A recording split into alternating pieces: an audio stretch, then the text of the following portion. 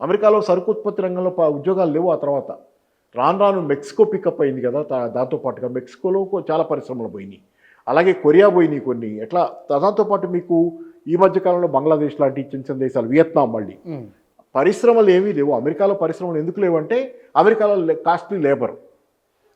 చైనాలో ఉత్పత్తి చేస్తే చౌక, వియత్నాంలో ఉత్పత్తి చేస్తే చౌక, బంగ్లాదేశ్లో ఉత్పత్తి చేస్తే చౌక, మెక్సికోలో ఉత్పత్తి చేస్తే చౌక.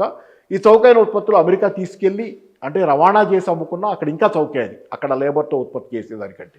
సో చౌక లేబర్ని ఎత్తుక్కుంటా అమెరికా పరిశ్రమలు వెళ్ళిపోయింది. సో అమెరికాలో ఎంప్లాయ్మెంట్ లేదు ఆ రోజుకి. మ్యానుఫ్యాక్చరింగ్, సరుకు ఉత్పత్తి రంగంలో ఎంప్లాయ్మెంట్ పోయా.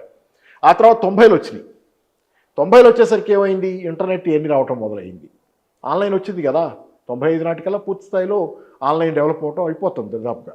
దాంతో ఏమైంది, మీకు అమెరికా సేవారంగం కూడా బయట దేశాలకు వెళ్ళిపోవటం మొదలైంది. ఆన్లైన్ వచ్చిన తర్వాత అమెరికాకి ఇండియాకి కనెక్టివిటీ పెరిగింది కదా, కమ్యూనికేషన్ పెరిగిపోయింది.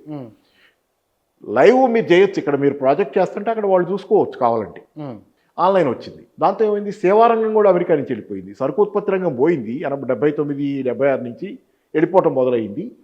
తర్వాత సేవారంగం 90, 95 వచ్చేసరికి ఆన్లైన్ ఇంటర్నెట్ వచ్చేసరికి అవన్నీ ఇండియాకి వచ్చేసినాయి కదా పరిశ్రమలు. ఐటీ పరిశ్రమ మొత్తం ఇండియాకి కదా, మేజర్స్ మనమే కదా.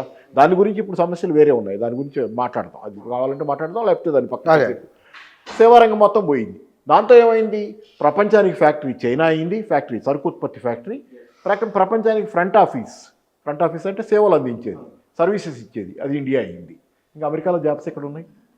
ఓకే, అయిపోయింది కదా, ఎంటీ. అమెరికా జనాలు మరి ఎలా బతకాలి? సింపుల్. అప్పటి నుంచి ఇప్పుడు అంటే అమెరికాలో జాబ్స్ పోవడం మొదలైందంటే అమెరికా ఆ రోజే చచ్చిపోయింది ఆర్థిక వ్యవస్థ.